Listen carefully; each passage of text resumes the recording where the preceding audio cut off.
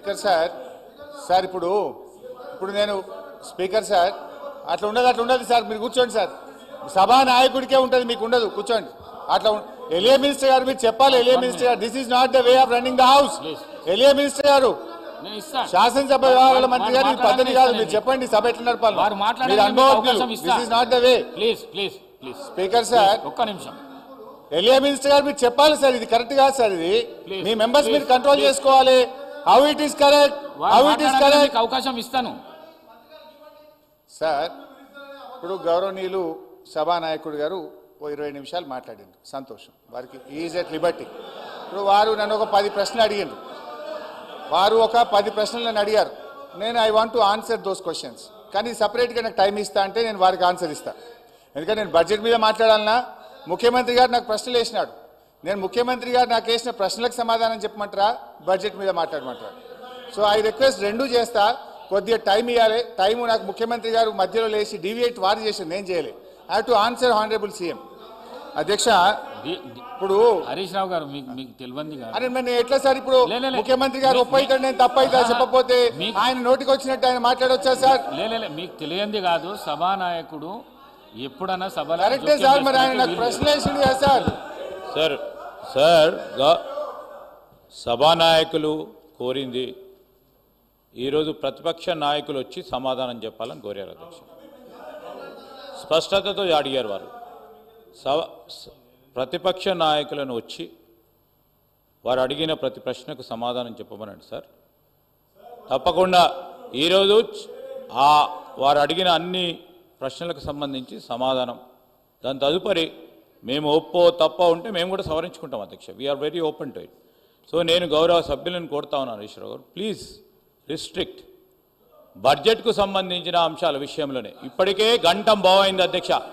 ఇప్పుడు కేవలం 5 నిమిషాలే గౌరవ ముఖ్యమంత్రి గారు ఇంటర్వ్యూన్ అయ్యారు. 1 hour 10 minutes.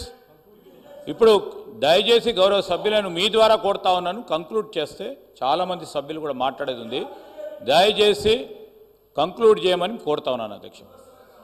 హరీష్ రావు గారు. సార్ అధ్యక్ష, ఫస్ట్ ఆఫ్ ఆల్ ఓఆర్ఆర్ పైన ముఖ్యమంత్రి గారు తెగనమ్మింది అన్నారు, which is not correct. It is only TOT. అది మళ్ళీ మనకే వస్తుంది, అది ప్రభుత్వ ఆస్తిగానే ఉంటుంది తప్ప అది రికార్డు వాళ్ళు రెక్టిఫై చేసుకోవాలి. నంబర్ 1.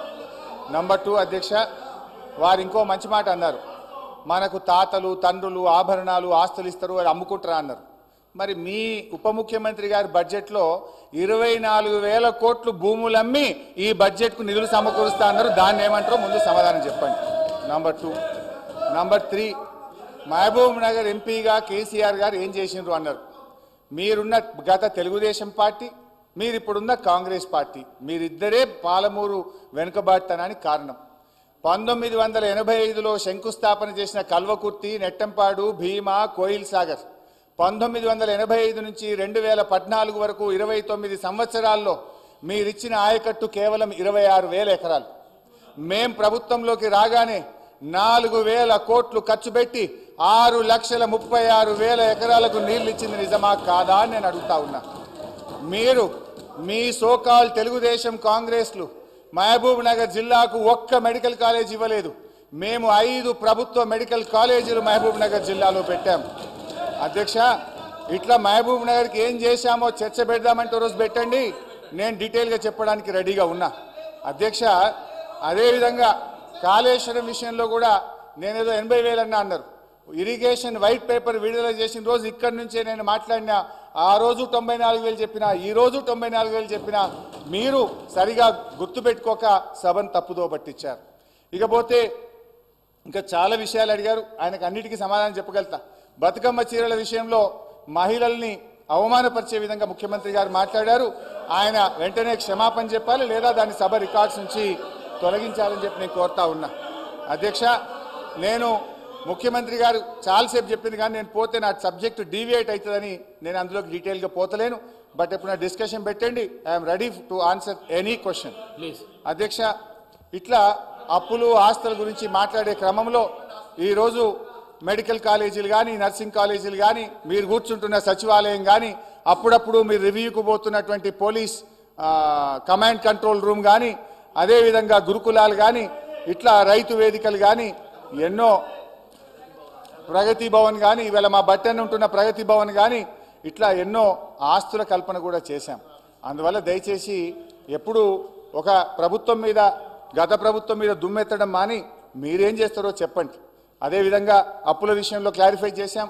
ఇక భవిష్యత్తులో అనవసరంగా తప్పుడు ప్రచారం గోబల్స్ ప్రచారం మానుకోవాలని చెప్పి నేను కోరుతూ అధ్యక్ష, ఇకపోతే గ్యారంటీలు 6 గ్యారంటీలు. ఈ 6 గ్యారంటీల విషయానికి వస్తే అధ్యక్ష, ప్రముఖ తత్వవేత్త మార్టిన్ లూథర్ కింగ్ ఒక మాట అన్నారు అధ్యక్ష, each betrayal begins with a trust. ప్రతి ద్రోహం కూడా నమ్మకంతోనే పుడుతుందని అన్నారు. ఈ కొటేషన్ ఈ ప్రభుత్వానికి సరిగ్గా సరిపోతుంది అధ్యక్ష. ఈ ప్రభుత్వం తమ మొదటి వాగ్దానానికి మొదటి అసెంబ్లీ సమావేశంలోనే తిలోదొక్కిచ్చారు అధ్యక్ష.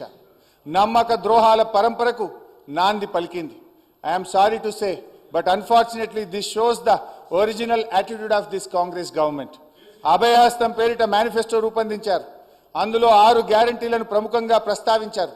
మేనిఫెస్టోలో ఉన్న వాగ్దానాల మీద విశ్వాసం కల్పించడం కోసం మరో వాగ్దానం చేశారు.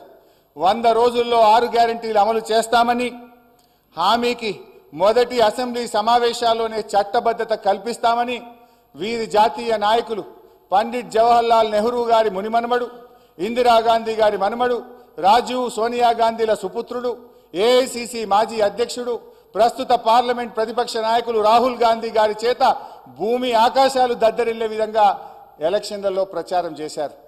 వారలా ప్రకటించగానే పిసిసి అధ్యక్షుడు అదేవిధంగా సిఎల్పి లీడర్ గారు ఈ రకంగా మాది గ్యారంటీ కార్డు అని ఇద్దరు చెరొక దిక్కు సంతకాలు పెట్టి ఇంటింటికి పంచిండ్రు. ఏం రాశారు అధ్యక్ష దీని మీద? హరీష్ రావు గారు 100 రోజుల్లో నెరవేరుతుంది ప్రతి గ్యారంటీ. హరీష్ రావు గారు అధ్యక్ష బాధ కలిగే మినిస్టర్ గారు మినిస్టర్ గారు సార్ దయచేసి నేను గౌరవ శాసన సభాపతి గారిని కోరుతా ఉన్నాను అధ్యక్ష, rules of procedure and conduct of business విషయంలో వారు ఈ విధంగా ప్లే కార్డులు తీసుకురావటం ఎంతవరకు ఈరోజు అది definitely that is a play card and same time అధ్యక్ష ఈరోజు మేము చెప్తా ఉన్నాం అధ్యక్ష, మార్టిన్ లూథర్ కింగ్ జూనియర్ చెప్పినట్టుగా వారి ప్రస్తావన ఎవరికి ఆపాదిస్తుందంటే వర్తిస్తుందంటే టీఆర్ఎస్ పార్టీ వారికి, మాకు కాదు. మేము వచ్చి 7 నెలలే అవుతుంది అధ్యక్ష. మేనిఫెస్టోకు సంబంధించి మా డిప్యూటీ చీఫ్ మినిస్టర్ గారు చెప్పినట్టు ఆర్థిక వ్యవస్థ అస్తవ్యస్తం చేసిన టీఆర్ఎస్ పార్టీ ప్రభుత్వానికి సంబంధించి 10 సంవత్సరాల కాలం పాటు గాడిలో పెట్టే ప్రయత్నం చేస్తూ ఒకటి తర్వాత ఒకటి మేనిఫెస్టోలో చెప్పిన ప్రతి అంశాన్ని కూడా అమలు చేసే కార్యక్రమంలో ఉన్నాం. దాని విషయంలో వెనుకపోము. ఈరోజు జవహర్లాల్ నెహ్రూ గారి మునిమన్మడు, ఇందిరాగాంధీ గారి మన్మలు, రాజీవ్ సోనియా గాంధీ గారి తనయులు, రాహుల్ గాంధీ గారి నేతృత్వంలోనే ఈరోజు మా మేనిఫెస్టోకు సంబంధించిన ప్రతి అంశాన్ని తప్పకుండా అమలు చేస్తాం అధ్యక్ష.